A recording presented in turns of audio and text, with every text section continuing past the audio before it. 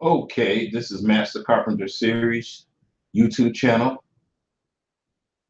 Master Carpenter Series YouTube channel. And what we're doing, we're going to start a whole nother series. And this is going to be a series, Master Carpenter Series YouTube channel, that's going to conclude with a live mock-up of everything that we do on paper, as if we were on an actual job site.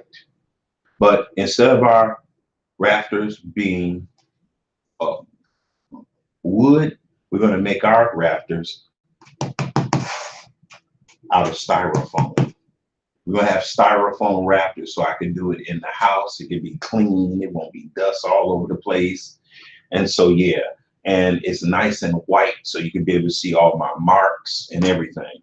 So without further ado, we're going to get right into it. Now, as of yet, I don't even have, as of yet, let's see, I want to make sure I'm looking in the camera. Okay. As of yet, I don't even have a oh, I don't even have any dimensions that I want to use. You're going to see me come up with these things raw. This is going to be raw on paper, and then we're going to end with a live mock-up. We're going to even put subfascia on. And of course, everything is going to be made out of styrofoam, because you can see behind me here, I got a styrofoam board here that's 8x4, and I got one laying on my dining room table here. So yeah, I got plain material here, and I like this because I don't have to worry about dust all in the house, and and the mess and the saw and the noise. I can just cut it with a utility knife or with a little knife or with a keyhole saw. Cut everything with a keyhole saw. So yeah, I want to make my rafters out of styrofoam. This is 2-inch styrofoam that I have here. And yeah, it's going to be real good. So without further ado, let's get right into it. This is part 1. I'm going to try to get you all to be able to see my paper so you can see every single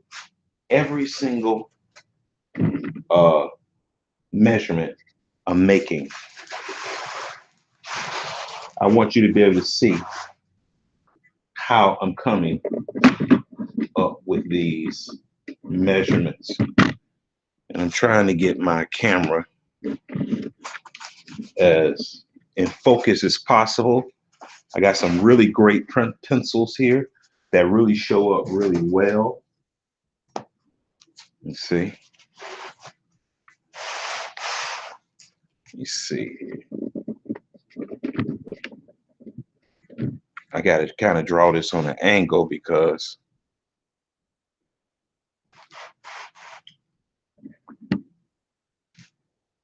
okay, so what we're going to do, the first thing that I do is I draw my triangle. And I'm going to draw it as dark as possible so you all can see the lines. I draw a triangle. All right. You see that triangle? I make a right angle triangle here.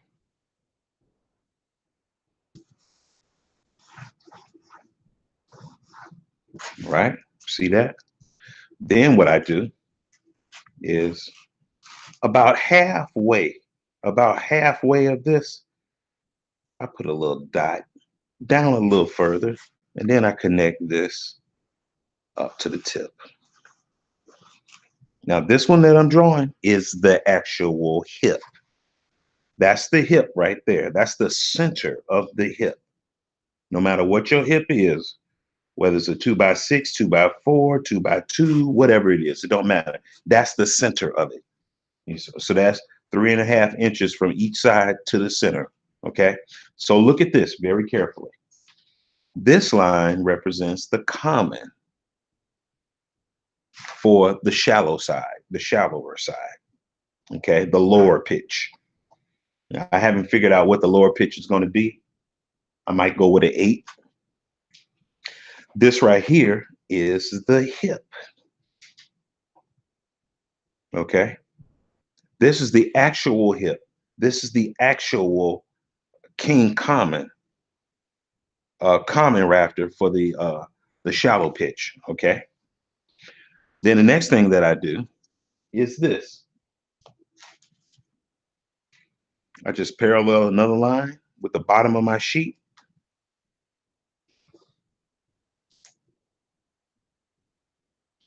Make it nice and dark. And then what I do, I got that parallel line there, parallel with the bottom of the sheet. Then I connect this up here. And this right here, or the steepest side, the rafter on the steepest side of the roof. And we'll just say this is 12-12. We'll say this is 12-12, okay? All right. So we got our three rafters here, the main three rafters. This is right here is the king common for the 12-12 side. This is the common for the king common for the 8-12 side. And then this right here is the center of the hip. Now I'm going to draw this line here. I always like drawing this line because this line is a reference line. It's an imaginary reference line, which represents the run for the 12-12 side. You see that? The run. That line there, represents the run for the 12-12 side. This line right here represents the run for the 8-12 pitch. You see? And then I like having a run for the hip.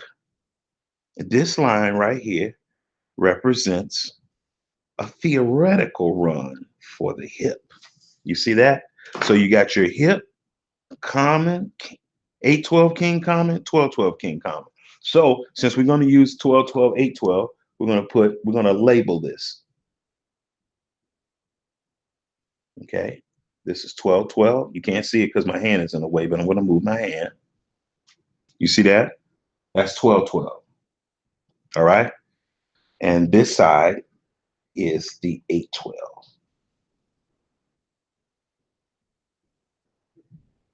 Now, once you get this down, this is going to take a long time for me to show you because I'm doing a demonstration and a tutorial. So, and I don't know how much I'm going to do today. Okay. This is going to be multiple series of this. Okay. I'm not going to try to make them too long, but it don't matter, whatever. So we know that a 8-12, if you go up 8 inches and 12 inches, the hypotenuse is 1442, I believe. So let's check. I'm going to teach you stuff as I go along. That's one reason why this is going to take a little longer. And I'm going to hope that you can see what's going on my calculator here. Okay, here you go. I'm turning the calculator on. Let's clear the calculator. Let's clear out everything.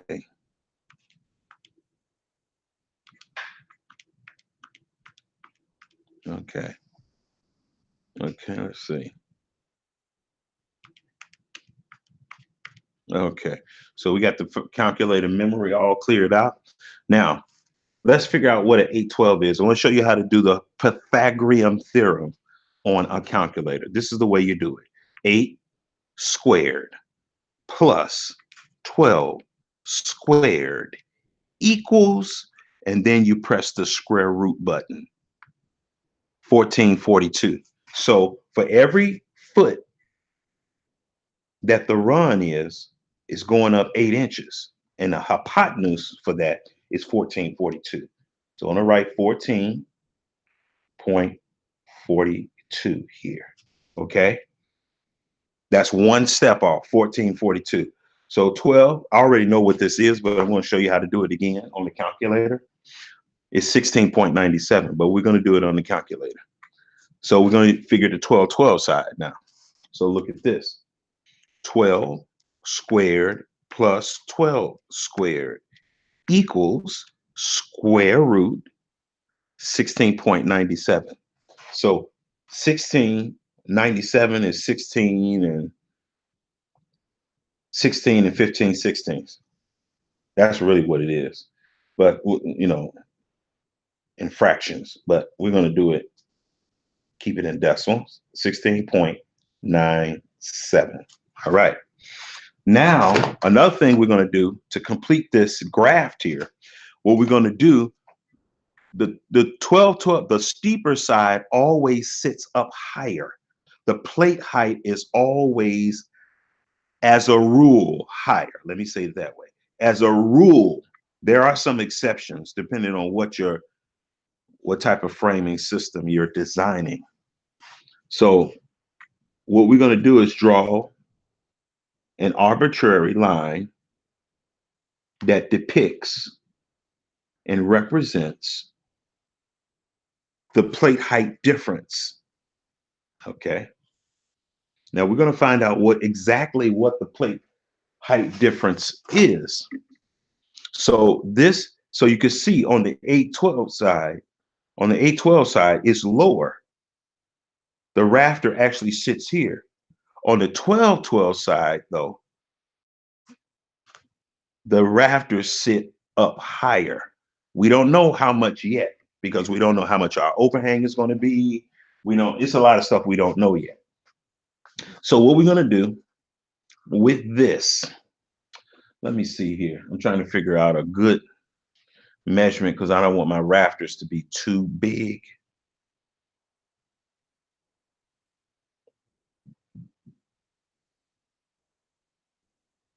So I'm going to make, let's do this. I'm trying to figure out what my run is going to be for this. Just bear with me. My arm is itching.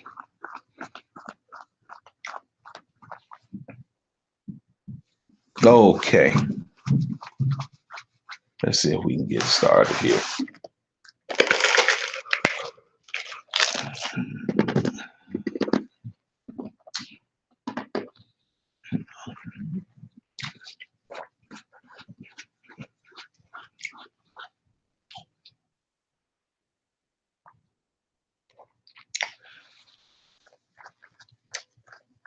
So look at this.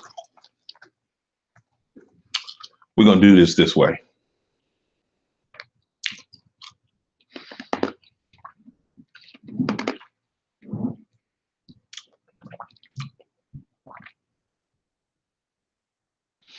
We're going to figure this out this way. Okay, on our 812 side, our run, and I want to show you something. This line here, it doesn't represent the center of the king common. It represents the side of the king common. And the same thing with the 1212 side. It don't represent the center of the king common. It represents the side of the king common. Okay, the closest side to the king common. Okay, that's what. But this one, the hip line represents the center. Okay, because that's where the two sides meet. They intersect. That center line represents the ground zero for the intersection for the 812 and the 612, the 1212 side. Okay. So now what we want to do is we want to figure out what is the length of this rafter. In order to figure out what the length of this rafter is, we're going to say, I'm trying to think of a good measurement here that's going to work with this sheet of plywood.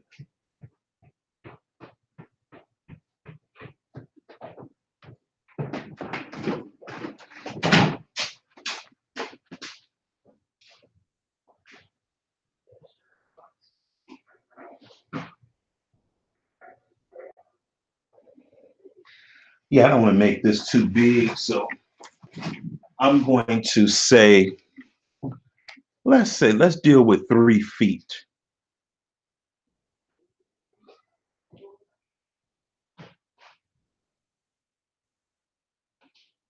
Let's deal with 3 feet.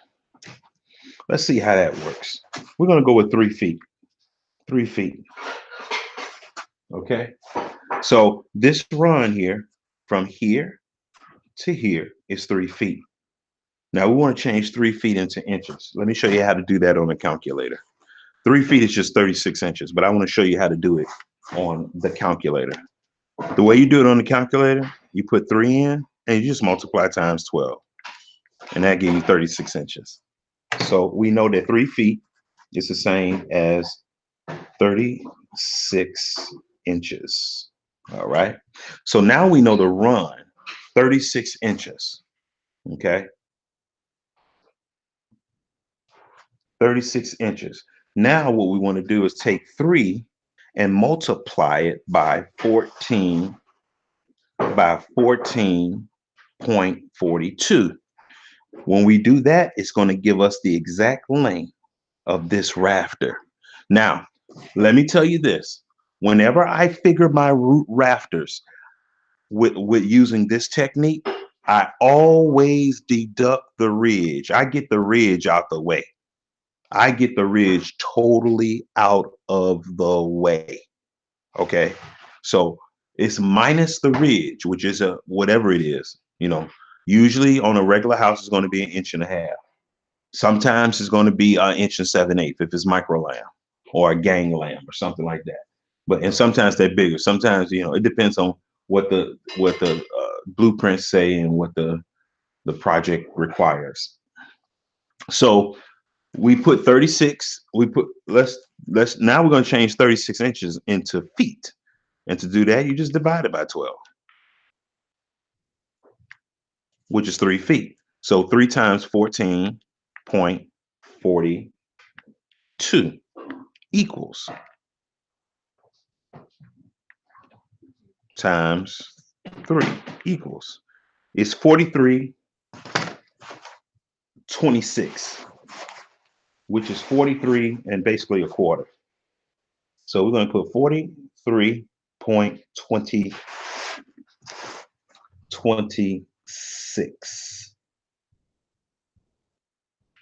43.26 inches. Now what we're going to do is take these inches, turn it into feet. How you do that? Just divide it by 12.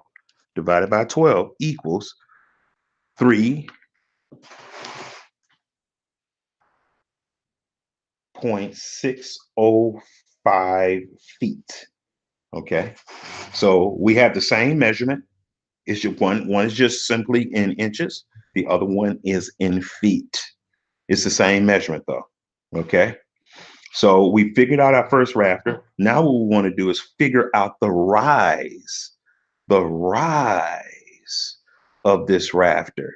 To figure out the rise of this rafter, all you do is take 3 and multiply it times 8, because 8 is the rise on this step off. So if you take 3 and multiply 8, it's going to let you know how long this is. So let's do that. 3 feet times 8 inches equals 24. So we know that is 24 inches. All right. Now what we do is, and this is where things get a little difficult for a lot of guys, but this is really a make or break stage here. And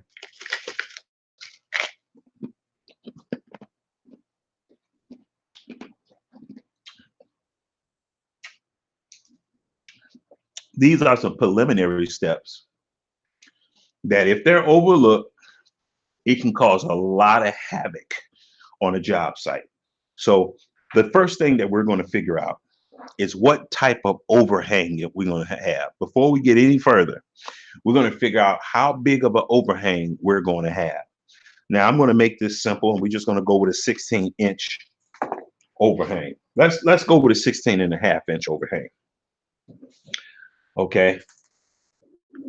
As if we're going to have a brick ledge on it, a brick ledge on this house. So I want to make sure you all can see my calculator really good without the glare and stuff. Okay, I want you to have good visibility on this calculator.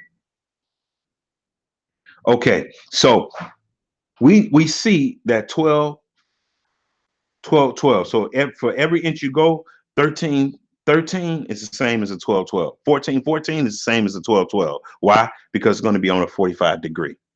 Now, the higher you go, this number 1697 is going to get bigger. The smaller you go, it's going to get smaller. And otherwise, if you have an 8, 8, 7, 7, 12, 12, 1, 1, it's still going to be 45 degrees. So what we want to do, we want to see if you have an 812 pitch, what is the overhang going to be? So we got 8 divided by 12 equals times, and I remember I said I want a 16-inch overhang, times 16 and a half inch, which is 16.5. Oh, you can't see my screen, can you? The glare of the light is in here. Okay, 16.5 equals 11. So that means if you have a 812 pitch,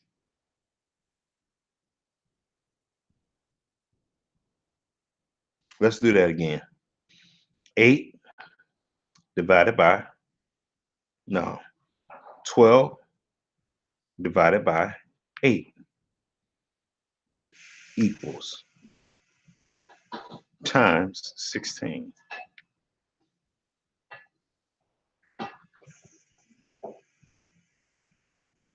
Oh, I'm sorry. No, I should be dividing 8 by 12, not 12 by 8. So 8 divided by 12, because it's an 812 pitch.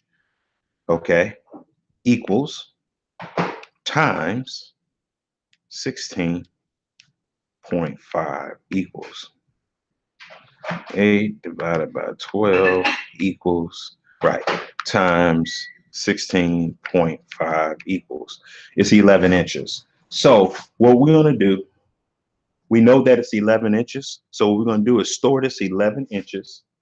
We're going to store this 11 inches inside the calculator. Let me show you how to use this calculator and store things inside of the memory of this calculator. You simply just press store 1.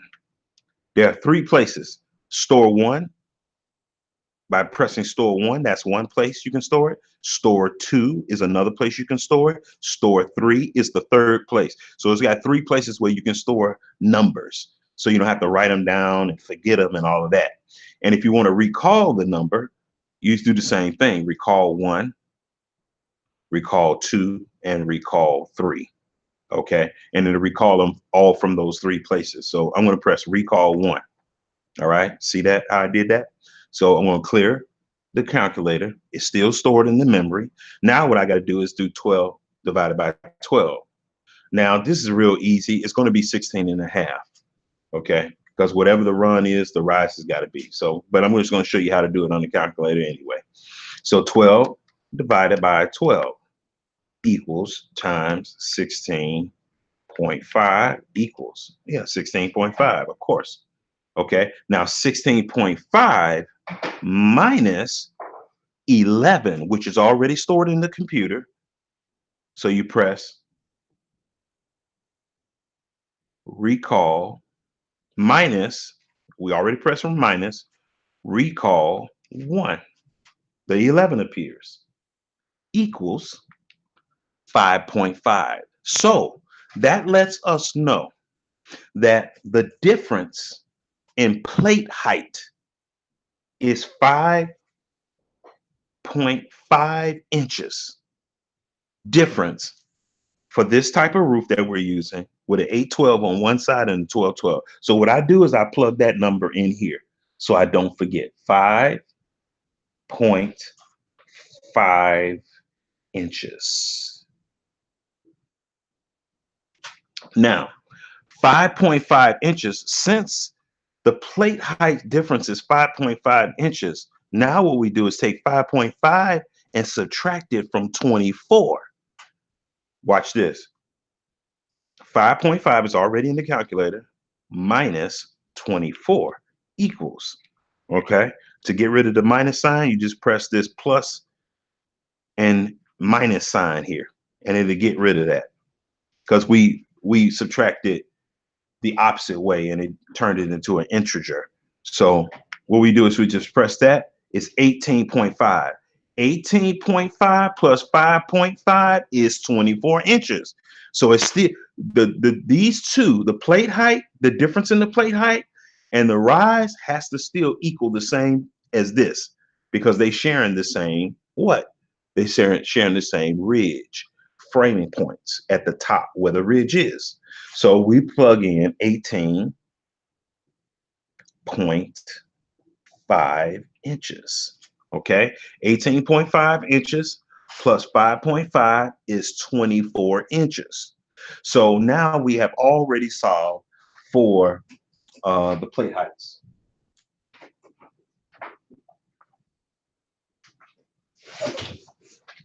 You know what I mean? Okay. Watch out for your sister, son.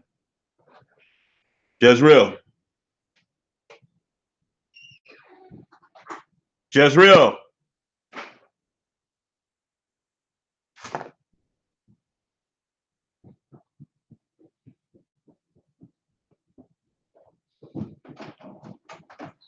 Watch over your sister. Hurry up. I'm going out there.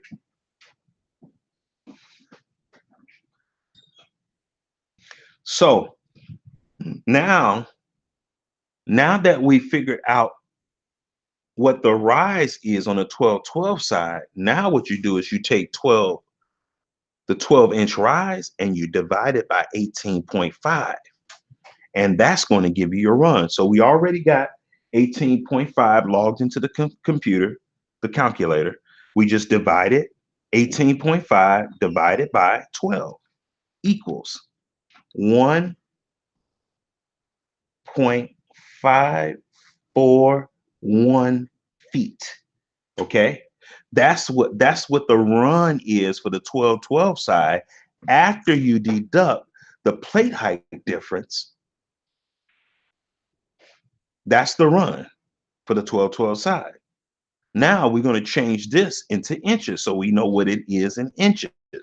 So simply, to change this into inches, you just multiply it times 12 equals 18.5. 18.5, which I knew that anyway, because it's a 45-degree angle. So yeah, it's going to be 18.5, the same thing as the rise. Whenever you have a 45-degree pitch or a 12-12 pitch, that's a 45-degree angle. And so the rise is going to be the same as the run. The run is going to be the same as the rise. Okay. Now that we got what our run is, now we can figure out what the rafter length is for the 12-12 side. Okay. So what we do is we plug in that 1.541. Make sure you can see my calculator. Good.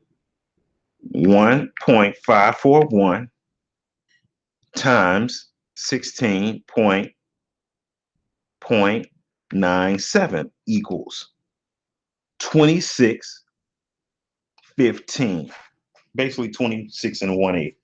So 26.15 inches. Okay. Now I want to turn that into feet. So I divide it by 12 now. And it's 2.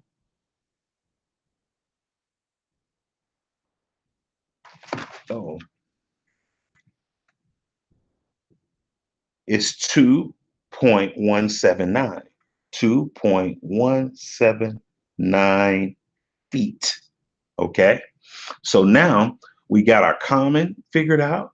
We got our hip figured out. We got our common run for the 8-12 figured out. The common run for the king, the 12-12 king common figured out.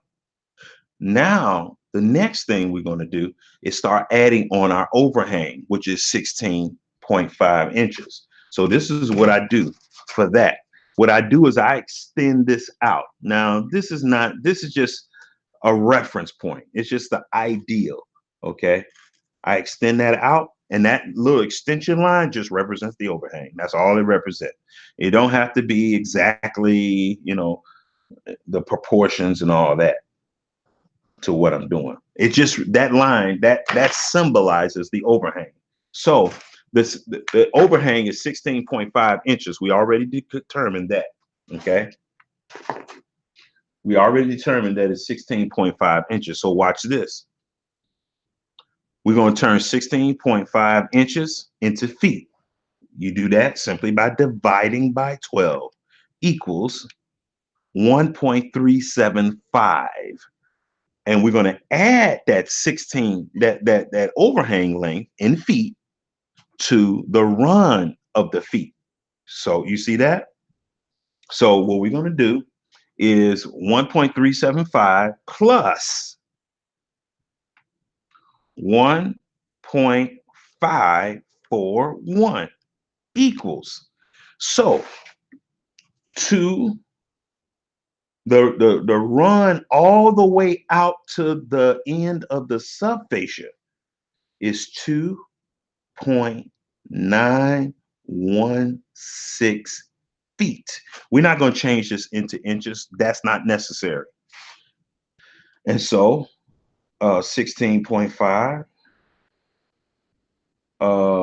divided by 12 equals 1.37 plus 3 is going to make that 4.375.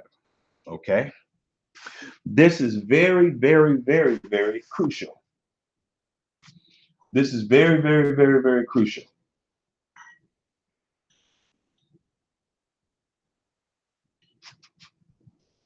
And the reason why this is so crucial,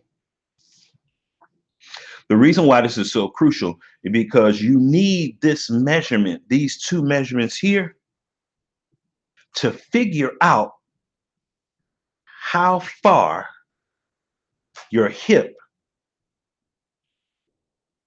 is moved off the corner. Now I know it looks like on here, I'm going to draw it. It's drawn right to the corner of the building line, but it's not. I just draw it this way. I already know that the 12-12, the hip is going to swing towards the 12-12 side. It's not going to sit exactly on the corner. Like for instance, I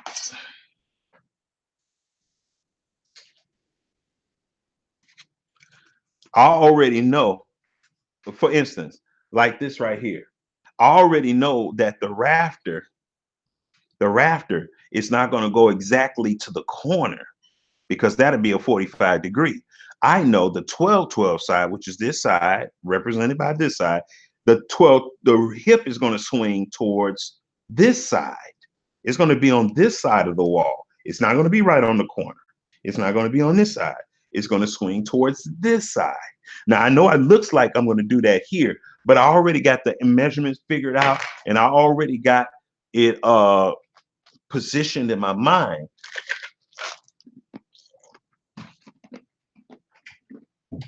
How it's going to be. Because the rule of thumb is whenever you have two different pitches, the hip always swing towards, it sits on the wall plate, the same wall plate side that the steepest side of the pitch is on. And in this case, it's that 12-12. It's a 12-12. Hold on a second. Let me close these curtains. It's getting dark.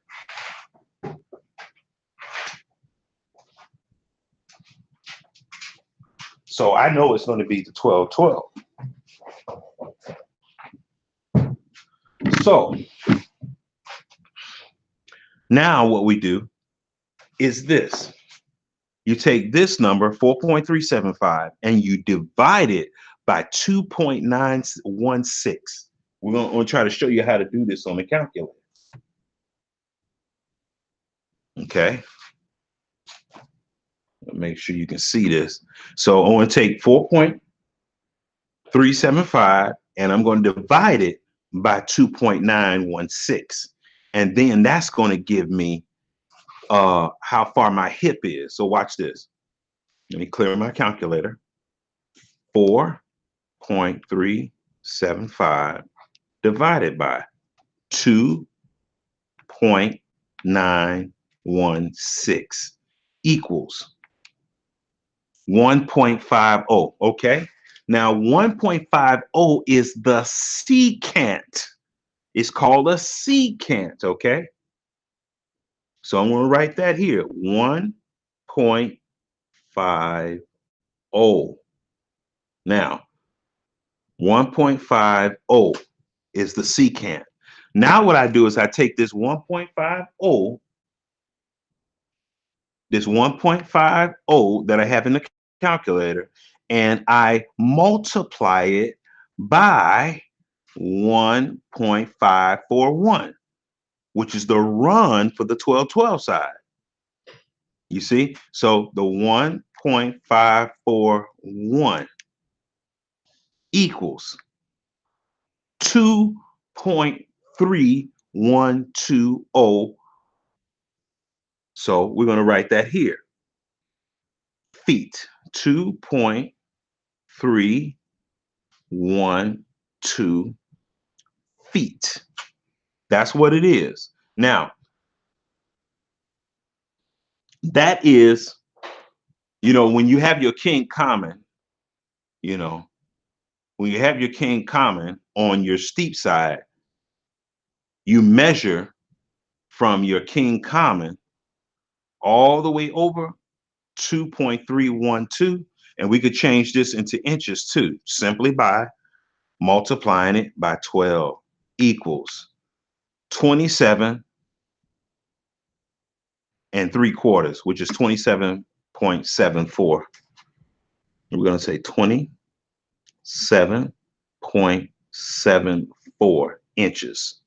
Okay, so that means from the side of the king common, not the center of the king common, but the side of the king common, if you measure 27 3/4, that gives you the exact center, not the side of the hip, but the center of the hip. You see that? You see how that works? Good. That's something that you really, really, really have to get in your head. I'm repeating that over and over because that's a very important thing.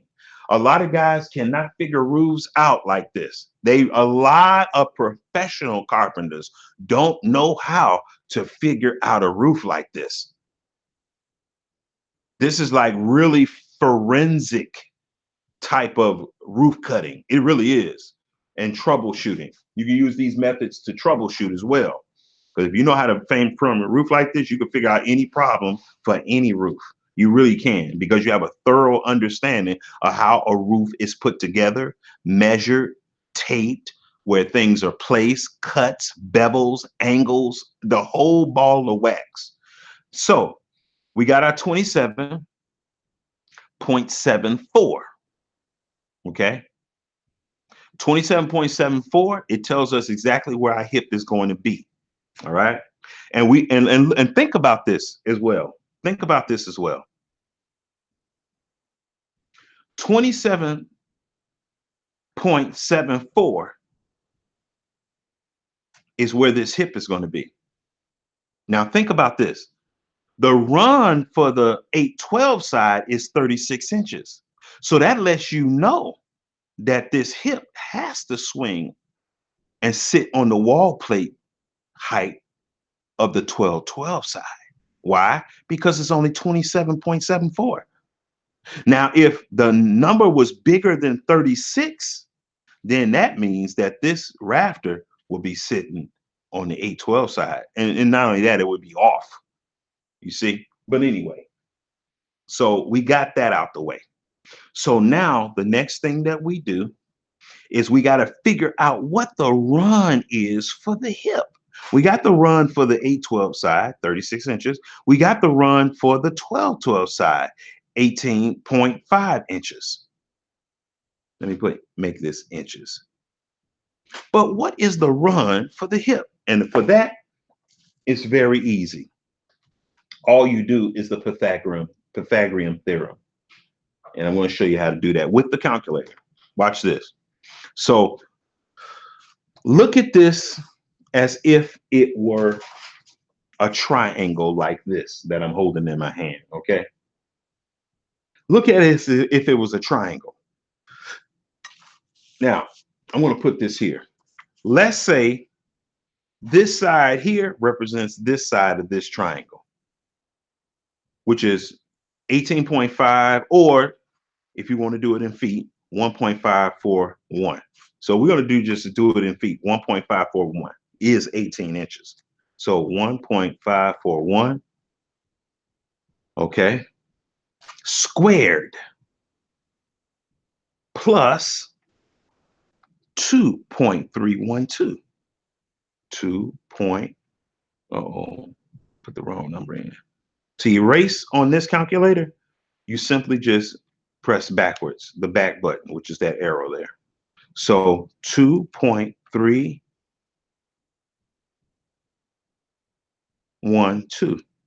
equals. Then you press squared. So that means this line here is 2.164. So we're going to do it over again. Okay. Make sure we got the numbers in here right. 1.541 squared plus 2.312 squared equals, and then square root 2.778. Okay. I thought I did something wrong. So the run for that line right there, which is the hip run, is 2.778, which is 2 feet and 3/4. So we're going to put that in here, plug that in here. 2.778, okay, feet. Now what we're going to do is turn these feet into inches.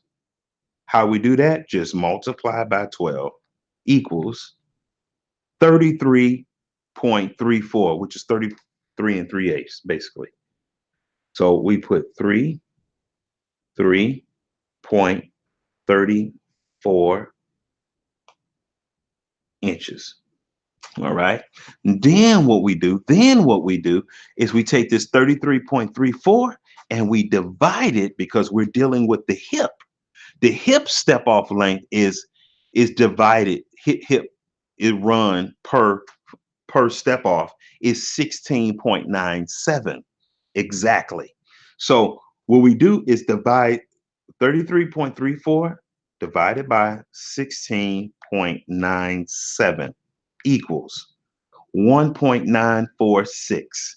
That's how many step offs you have. 1.946 step offs. Okay. Okay. And for that, I like to put 16.97 in parentheses. All right.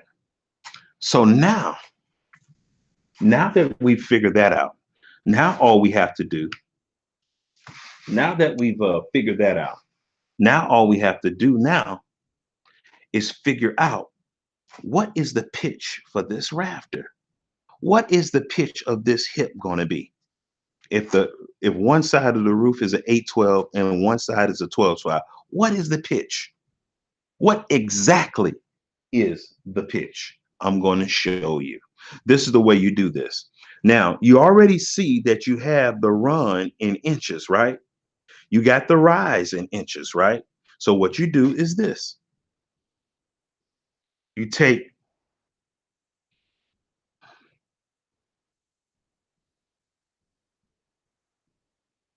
18.5, which is the rise of the hip, 18.5.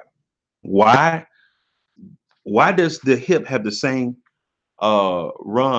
rise as the 12/12 side? Because it sits on the same wall plate as the 12/12 side.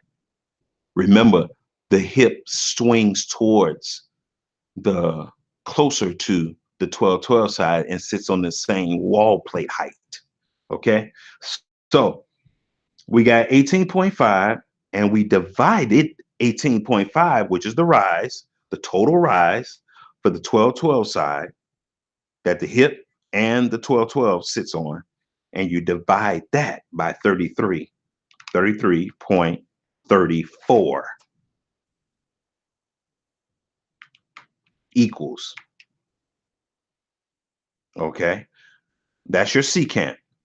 Now what you want to do is multiply times one step off for the run of the hip, which is 16.97 times 16.97 equals, that's what your pitch is. That's the plumb cut that you put on the hip rafter.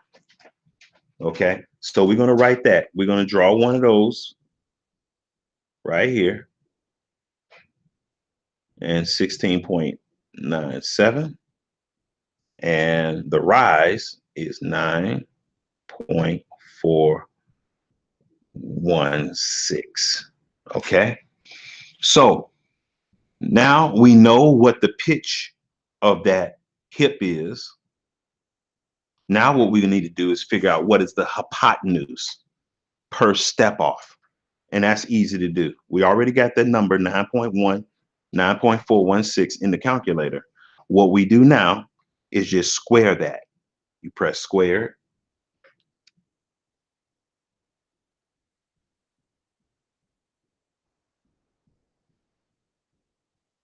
plus 16.97 squared equals, and then square root is 1940. So we take 19.40. So each step off is going to be 1940, which is 19 3/8 roughly. Okay. Now we take that number and we divide it by the amount, we multiply it by the amount of step offs in the total run for that hip rafter, which is 1.946 times 1.946 equals 3776. 3776 is the total length of the hip rafter. Okay, it's the total length of the hip rafter from the building line to the ridge. So we're going to put 37.76, which is about 37 3/4. And we're going to change that. We're going to change that into feet. Divided by 12 equals 3.147 feet. Okay, so now we have all of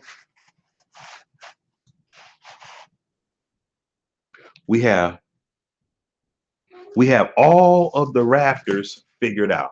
We got the 812 king common figured out.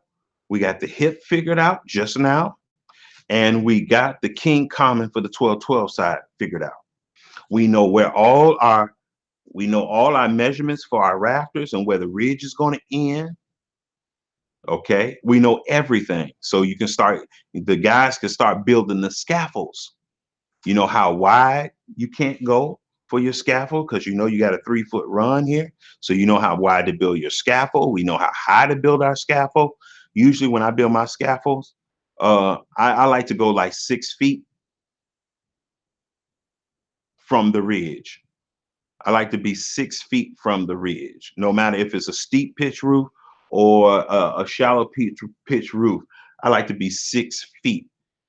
I like for the ridge to be 6 feet. Now, some guys are a little shorter, some guys are a little taller, but I find that 6 feet is a good range for having your scaffold from the ridge, because you could get the ridge pretty much up on everybody's shoulder, no matter how short they are. And if they're a little shorter than everybody else, they can, strong arm it up. And, and it's over their head, but, it's still reachable for them at 6 feet. If they're any shorter than that, they shouldn't be up on the scaffold. But anyway, so here we see everything. We see how to build the scaffold. We know exactly where the ridge is going to end. You can start building your scaffold. And so, although it looks like this took a long time to do in this tutorial, I could do this in like 10 minutes. I could figure any roof out mixed pitch in 10 minutes, but I'm giving a lot of explanation, and that's taking a lot of time for me to do that. So look at this. So we figured out our king common for the 12-12 side. We figured out our 8-12 side king common, and we figured out our hip for our king common. Okay. Now, the next thing that we're going to do is this. We're going to figure out, I want to show you something. We're going to figure out another way to figure out where to place the hip. We're going to figure out another way. I'm going to show you another way. Now, one way to figure out where to place your hip is measuring from the center side of the king common and measuring over to the corner of the building. Okay. And now the corner of the building is exactly at 36 inches. But when you have an uneven pitch, the hip rafter is going to sit on the same wall plate as the steepest side of the rafters. And in this case, it's a 12-12. Okay. So it's not going to sit right on the corner. Let's say that this right here is the building line right here.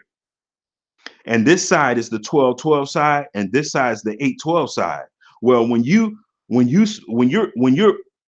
putting your hip down, it can't sit right on the corner. Right on the corner means it's 45. No, your rafter on the 12-12 side is going to swing towards the 12-12 side. It's going to sit on this side. And the wall height for the steeper side is going to be higher than the 8-12 side. As a rule, there are some exceptions, very few, but there are some. But I'm not going to get into that because that's really, really technical. But so it's going to sit on the 12-12 side of the roof. So look at this. So the building line, if you look at my chart here, you can see that on the building line is 36 inches. 36 inches is the total run of the 8-12 rafter, common rafter. It goes all the way to the ridge, not the center of the ridge, to the ridge, to the building line is 36 inches. Okay. So now look at this logically, just logically. Now, if the total run of the rafter is 36 inches, and this line right here represents the building line, which is 36 inches. And this represents the theoretical corner. Look at this. We got for our hip rafter, we have 27.74 inches, which is 27 3/4 basically. Okay.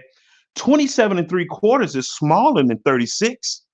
So that means that the hip has to swing towards the 12-12 side because it's a smaller measurement. It's nowhere else it could go. For the seat cut of the bird's mouth on the rafter, the hip rafter to sit, it's going to sit on the 12-12 side. And you can see the lines that I have here. Okay. You can see the line. These two lines, parallel lines here, represent the plate height difference. Because on the 12-12 side, you're going to have to build that side up. Okay. Why? Because you got a 12-12 on one side and an 8-12 on the other side of the roof. So now another way that you can figure out another way that you can figure out your where your hip is going is by measuring the corner of the building. So for instance, look at this. Let's say this is the corner of the building right here. Let's say that this is the corner of the building. This is the 12-12 side. This is the 8-12 side. Now, another one way you could figure, let's say right here at 4 inches is the side of the 12-12 king common, where you would measure from the 4 inches. Well, you would measure from that mark 27 inches out, and that will be the center of the hip, not the side of the hip, the center of the hip. I don't care if it's a micro lamb hip. I don't care if it's a double micro lamb hip, a gang plank. I don't care how wide the hip is. I don't care if the hip is 30 feet wide. That's still going to be the center of the hip. You got to get that because, I'm going to tell you, when I go on these job sites, and I look at these guys who they really are master carpenters, but it's some things that they didn't get because when you look at their hips on their roofs, the hips be all high. They be higher than the king common.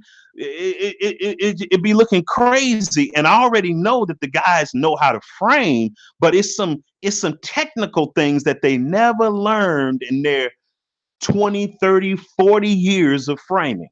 They never really did master. And so they just hacked the hip together. You know, that's really what I be seeing on these job sites. It's not too often. It's way too often that I see hips way up in the air and the commons are all lined up perfectly. So what I'm trying to tell you is that the other way that you could figure out where to place your hip is by measuring from the corner of the building, measuring towards the king common, not all the way to the king common, but measuring in the direction of the king common. Let me show you what I'm talking about. Now you see here, look on my graph here. You see here on my graph that I have 36 inches is the total run of the 8-12 side. You see that, right? But you also see that from here to here, we got 27.74. What do? You take 36 inches, which is 3 feet, and you subtract it from 27.74. Watch this. We're going to do it in the calculator because I want you to really, really get this. Okay. I want you to really sink your teeth into this information because this is another reason why these hips be looking all crazy on these job sites. Because you got to know more than one way of doing something. Okay. But if you know one way and it's successful, that's fine. But it's nice to know 2 different ways because this way actually gives you a troubleshooting method. So let me show you this. 36, you put that in your calculator. I want to make sure you can see what I'm typing in here without any glare on my calculator screen. So you got 36 inches in there minus 27.74. 27.74 equals 8.26, which is 8 1/4. It's basically 8 1/4. So let's look at our example again. So if this is a 12-12 side here, and this is the 8-12 side, you're going to take your tape measure and hook the sheeting. Why the sheeting? Because the sheeting is a 1/2 inch thicker. It's a 1/2 inch out further than the actual framing. You're going to hook the sheeting, not the framing. Because if you hook the framing, your hip is going to be off substantially by the time you get way out to the tip of the subfascia. It might be off somewhere close to 2 inches. Now, that might not look like it's that noticeable because you're at the framing point. But remember, if you got an overhang that's 16 inches or 2 feet, by the time you get out to 2 feet, that hip is going to be off about 3 or 4 inches. Now, I know that might sound crazy, but I'm gonna prove it to you with everything that I'm going to show you. And I know I shouldn't be trying to show y'all all this in one night. I know that. I shame on me. Shame on me. Bad master carpenter. Bad master carpenter. Okay. But sometimes I get so fired up, But anyway, so look, So you're going to take, you got 8.26. You're going to take your tape measure, hook the sheeting. What side of the sheeting you're going to hook? You're going to hook the side where the 812 rafter bird mouth is going to hook onto. And you're going to measure 8.25 back towards the 12 common. That's another way so you can find the placement of your hip. Now I know several ways to find the placement of my hip. This is just two ways, but there's a third way. Okay, there's a third way, but we're not going to get into that right now. That's going to be a part of this series. I'm going to be as thorough, I'm going to be as exhaustive as I know how. I want to give you all the 35 years of experience that I have garnered, and I'm going to just pour it out here because I don't like when you go on these job sites, nobody has time to show you. Nobody wants to show you nothing. Nobody will show you nothing. You got to go to trade schools and all this, and you got to, no, I'm going to show you the guts of framing a roof. Okay. The guts and nuts of framing the roof. So we got that out the way. So we know that 8.26, let's write that in here now. We're going to plug that in here. 8.26, which is 8.25 basically. Okay, now we're going to take this 8.26 and turn it into feet.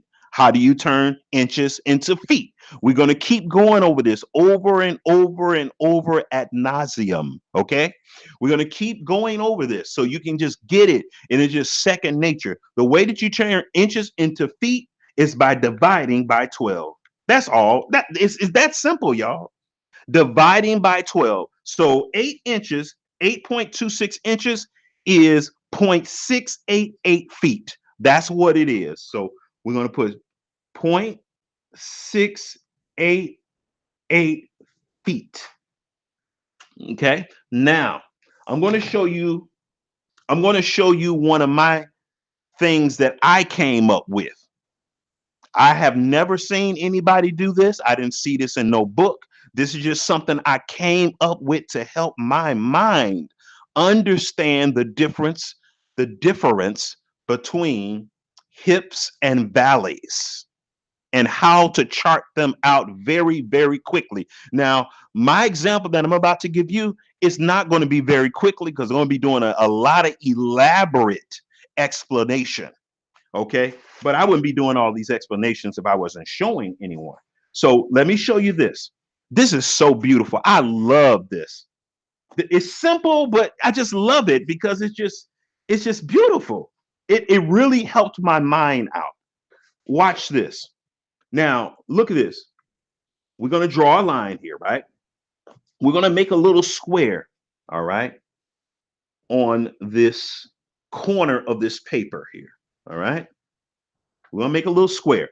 This square represents this square right here represents this outside corner, the corner of the building. This is the building line. That's what that represents. It represents the corner of the building. Get that in your head. Watch this now. Now I'm about to do something really strange here. I'm going to make a dotted line here. A dotted line.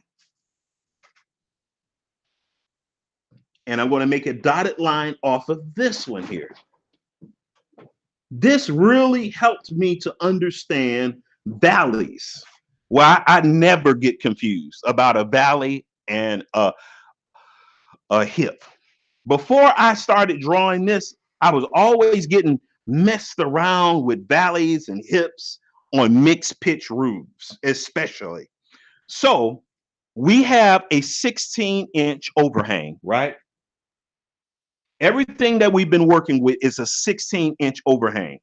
You see, we got a 16-inch overhang for the 812 side. We got a 16-inch overhang for the 1212 side.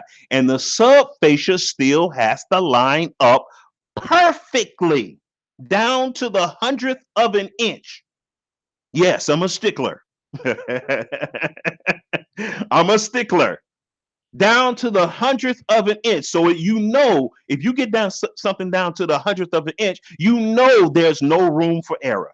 There really is no room for error. Okay, watch this. Now look at this. Now you see, I made a dotted line. What does that dotted line represent? Can you guess what it represents? It represents the uh, inside corner of for the valley.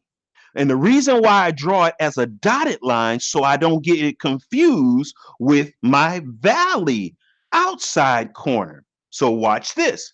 Now, so we have the outside corner and we have an inside corner. One for the valley, one for the hip. But watch this. We're going to draw another solid line. We're going to draw another solid line. This solid line represents the subfascia for the outside corner for the hip. Okay? So all we're doing is intersecting the outside corner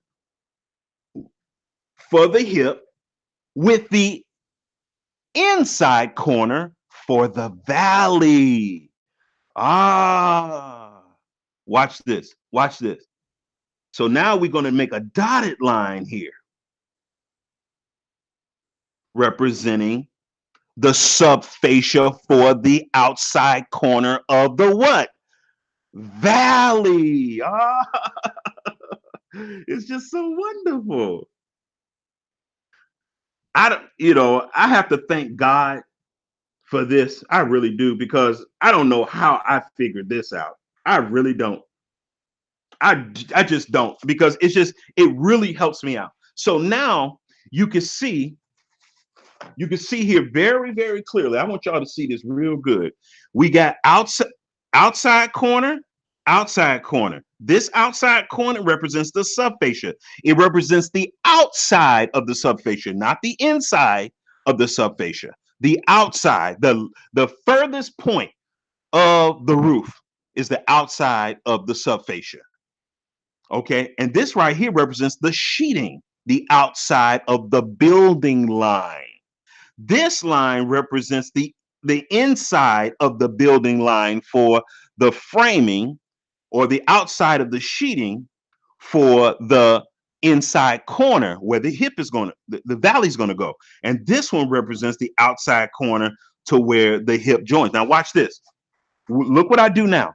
Now I'm going to draw a line that represents the actual hip and valley, and I'm going to do it with the economy of one single line. Watch this. All you do is this. It's not a big deal.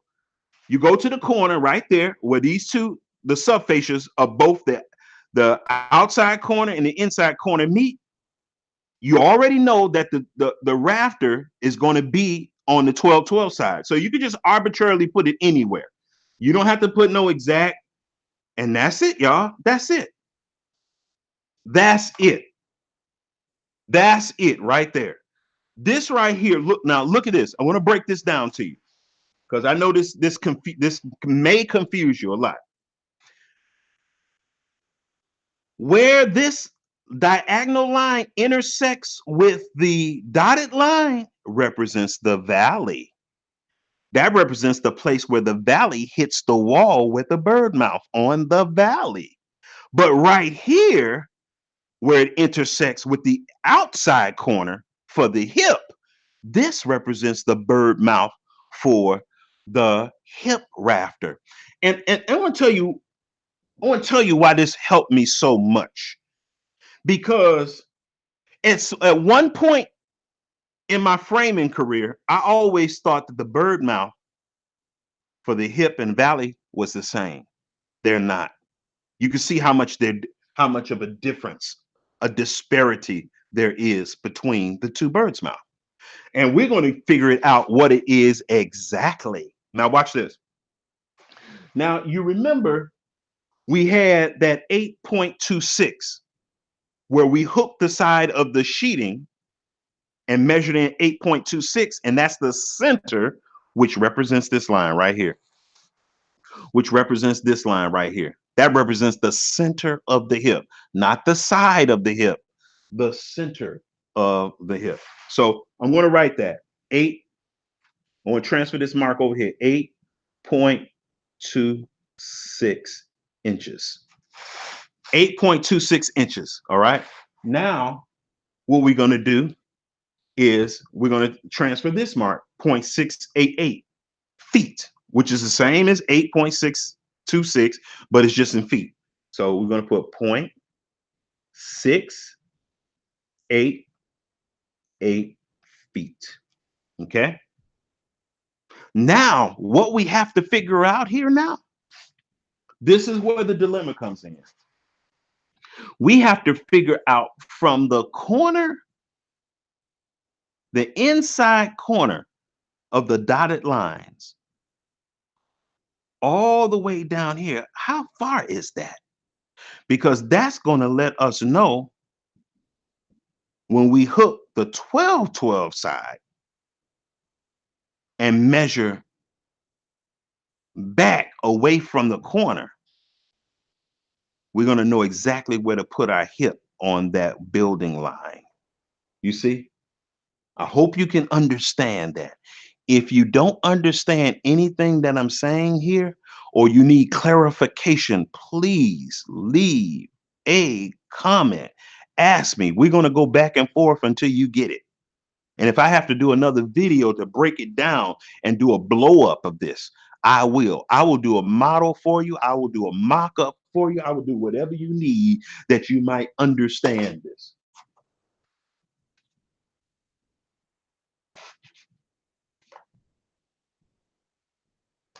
Okay, hold on a second.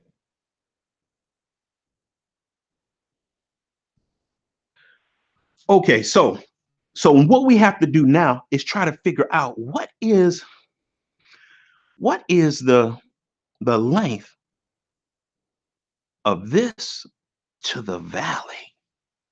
Where do we put our valley? We know where to put our hip, 8.26, 8.25 to the center. We know where to put our hip, exactly where to put our hip, but we don't know where to put our valley. How do we figure that out? This is the way you figure that out. You take the run of the 12-12 side, okay, which is 1.541. Let me do that over. 1.541, which is this number right here. And you divide it by the run, the wall, this measurement. I don't know what to call it. You divide it by 2.312. Divided by 2.312 equals, it's 0.666. You take 0.666 and you multiply it by 8.26. That's your secant. Now you're going to take that secant measurement and measure it by 8.26 or 8.25 times 8.26 equals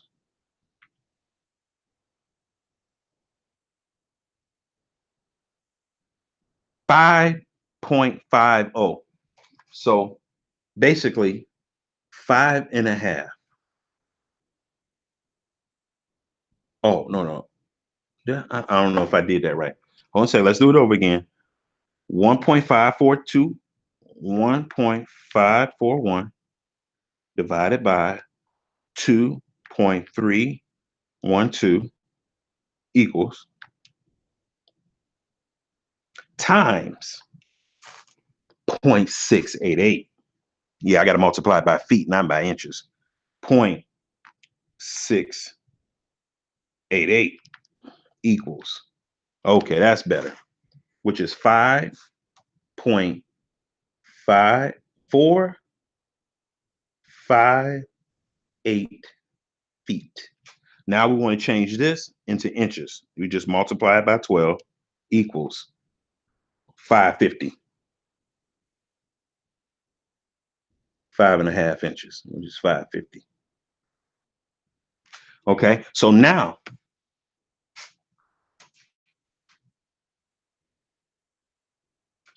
we know that from the inside corner of the sheeting, 5.5 inches, that's where the valley meets. And you can see, look at this, y'all.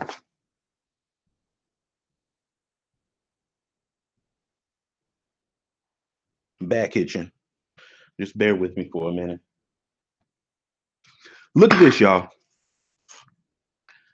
You can see where the hip intersects with the building line for the outside corner, and you can see where the valley intersects with the inside corner of the building line. You see? So now this lets you know. So if you ever see somebody trying to use a valley, the same type of valley to put on the overhang of a hip on the corner of a valley, it's not going to work. The hip is going to be way too long. It's going to be way too long. You see? And I hope y'all getting that. Let me show you.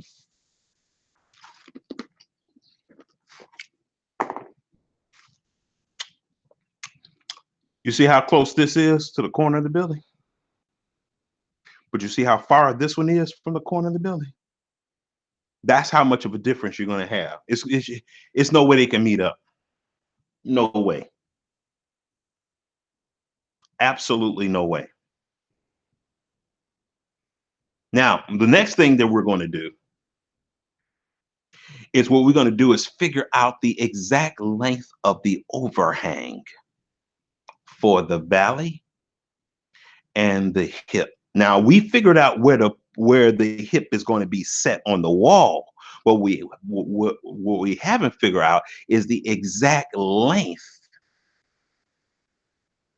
of the tail for the hip and for the valley. You're going to have two different patterns that you're going to have to use. All right. So how do we figure that out? Look at this, y'all.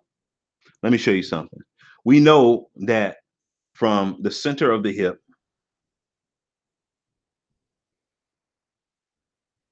outside of the sheathing to the corner is 8.25. So what we do is put 8.25 in here. 8.26. We know that our overhang is 16.5 inches.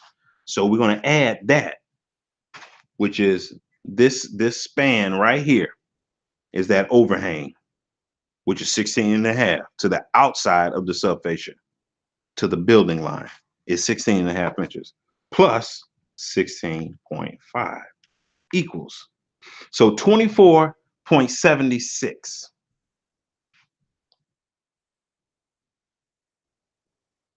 24.76 is the length from where the hip sits on the corner, the plate, all the way out to the outside.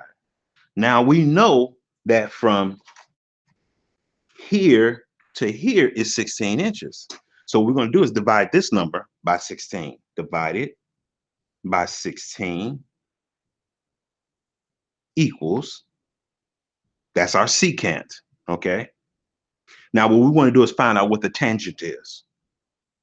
So we're going to store this number in the computer. Store 1, so we don't forget it, because we may need it again. Store 1, so we go second tan 57.12. 57.12, we might as well put this in, plug this in, is the bevel that's going to be on the rafters that's on the 812 side, the jack rafters.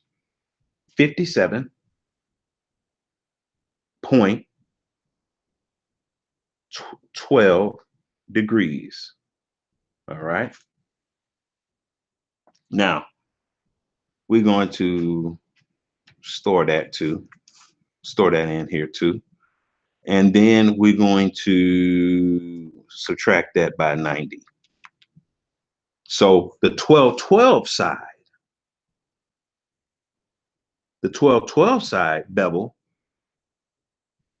for the jacks is going to be 32.87 degrees. All right. So the rule of thumb is this: the steepest side of the roof, and in this case it's the 1212, is going to have the lowest degree on the bevel, which is 23.87, like I have here. The shallower side, which is the 812 side, is going to have the sharpest and more distinct bevel, which is 57.12 degrees. That's how it goes. That's the rule of thumb. Okay. Now, what we want to figure out now that we have this, we're going to recall those degrees again. Recall 2. Now what we're going to do is we want to find out what the cosine of 57.12 degrees is. So we press cosine to the first power is 1.842. Okay.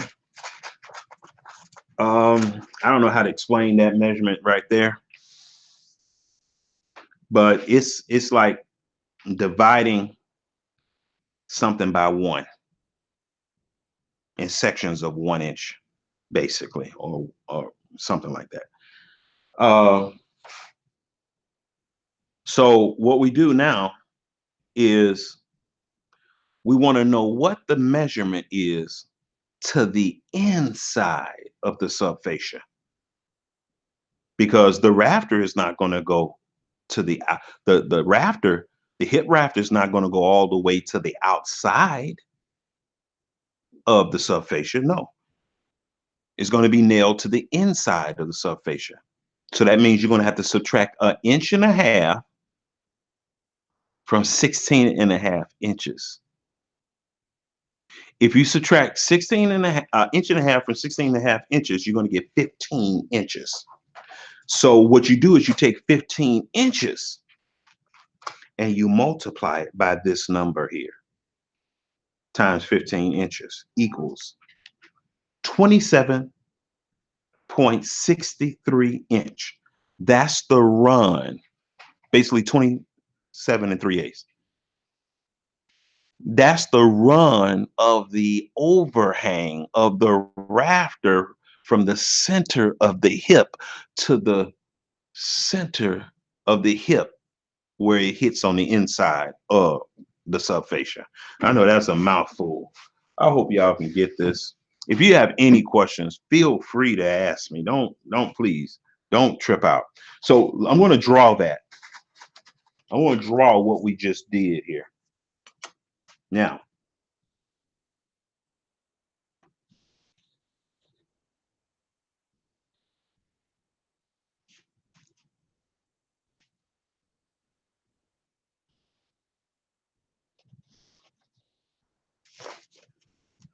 okay, what I just drew here is a little triangle. It basically represents the overhang for the hip. Okay, so we're going to take our measurement, 27.63, 27.63, and we're going to divide it by 16.97, which is the step off for a hip and valley, divided by 16.97 equals is 1.628. So we got 1.628. All right. That 1.628, we multiply it by the hip hypotenuse, the step off for the hip, which is 1940 times 1940 equals. Okay, I did something wrong. 1 point, I must have hit something. 8 times 19.40.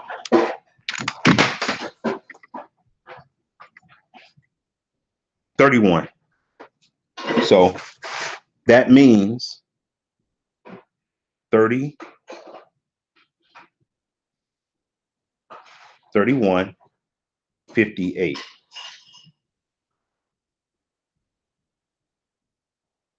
Which is basically 31 and 9/16. Close enough. Okay. So now what we have done, we have figured out the exact length of the hip from the building line to the inside of the subfascia. So we don't have to worry about cutting our subfascia way too long and all of that and hacking it off and leaning on out there with the sawzall and the chainsaw and whatever else. And the skill saw. We don't have to worry about that. So now that we figured out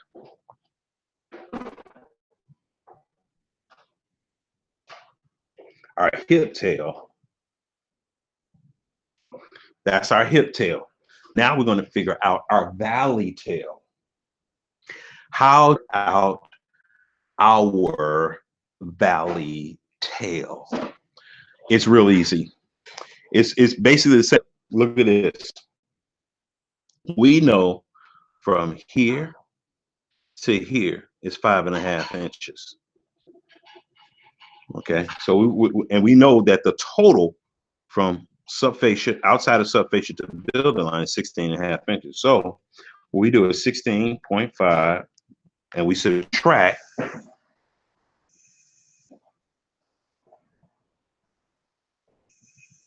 we subtract 5 equals 11 inches. So I'm going to draw some brackets here.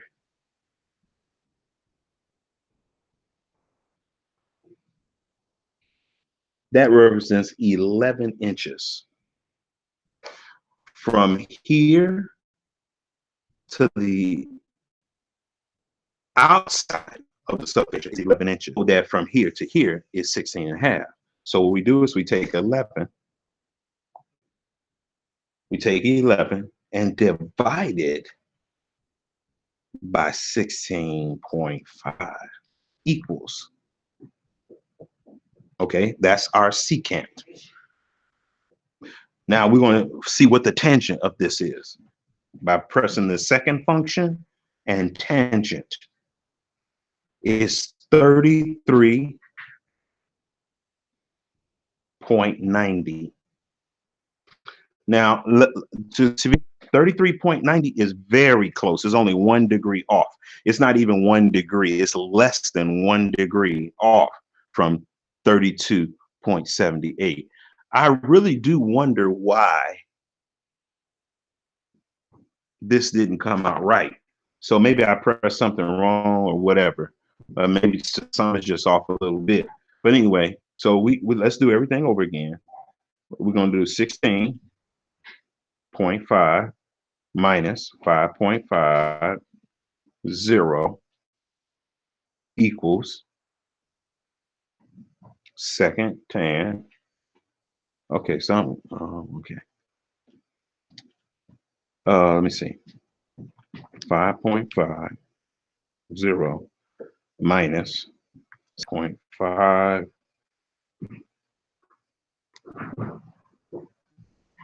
equals 11. Get rid of that minus sign.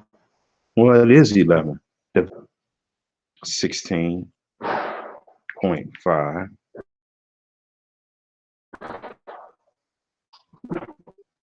equals, okay, that's looking good. Second tan.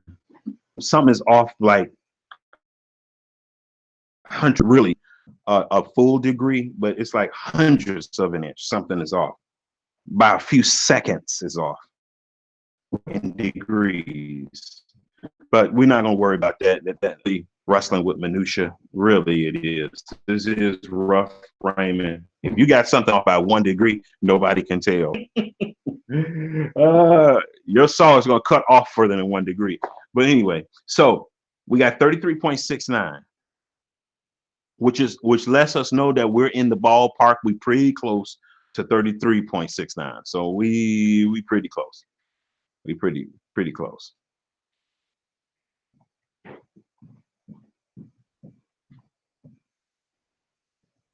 We less than, a couple of seconds, a few seconds.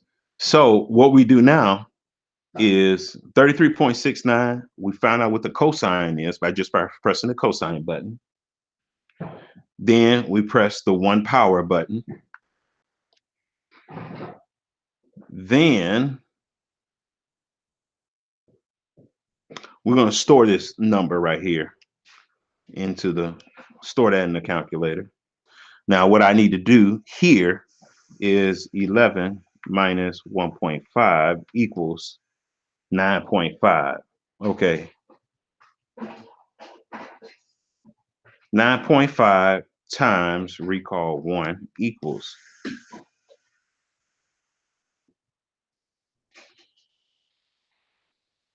Something don't look right. Let me try that over. Let me try that over. 11 divided by 16.5 equals.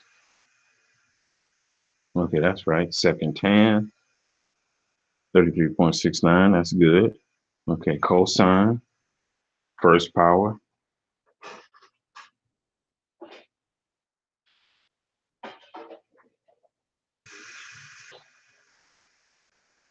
Times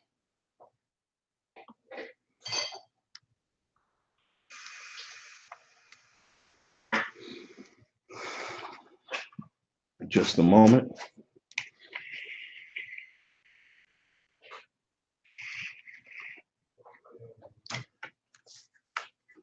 Times 9.5, 9.5 equals. Okay, that's what it is. Okay. So now we're going to draw another triangle for our valley.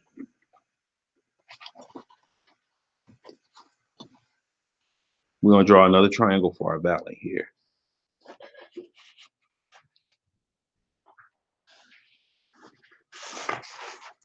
Our valley tail.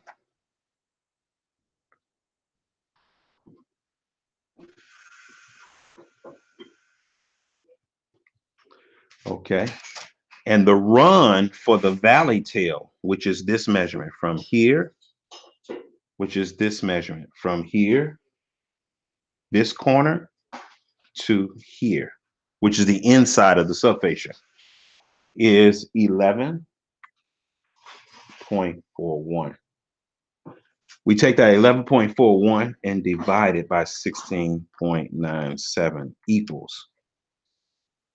Then we take that number, that secant, and we divide it, multiply it by the step off for the hip, which is 19.40 times 19.40 equals 13.05, which is basically 13 and 1/16.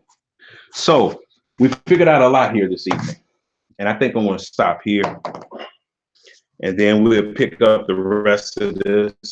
But I'm glad we covered this really, really good. So tomorrow, what I want to do is I want to start. Tonight, I'm going to cut my rafters out. And get that already. Now you're gonna watch me cut the rafter. Me cut, measure, mark the rafters. I'm gonna have a few little jacks that I'm gonna have with this project and put up subfascia with this project. I'm going to have a hip and a valley on this project. It's going to be nice. It's going to be quite nice. I think you all are going to be impressed. I think you all are going to be impressed with what you see me do with this project here. I think it's going to be my best project yet because I'm inside. I don't have to worry about it getting dark and cold and icy and all that kind of stuff. Slipping on ice, ground uneven, and stepping on big boulder rocks and twisting my ankle. Happy to be able to show you all these things and get really, really, really technical, forensic mathematics on how you figure this out. And let me tell you this, y'all. I'm gonna put this up here so y'all can get a good screenshot of it. So you might want to get a screenshot of this. So when you're watching the video, you'll already have it. Let me see if I can get this camera. Let's see, I want to get this.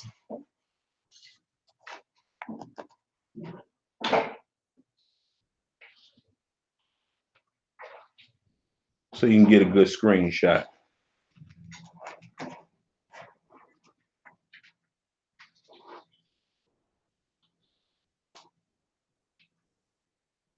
Good screenshot. Keep it still so you can get a good screenshot. All right, you should be able to get that. You see how I drew everything. It's a lot more to this, but tomorrow I'd like to really start putting rafters up so you can see how this goes and everything. That'll be quite fun. That'll be a lot of fun. But anyway, you all take it easy. This is Lewis Thomas with Master Carpenter series. You all take it easy and shalom.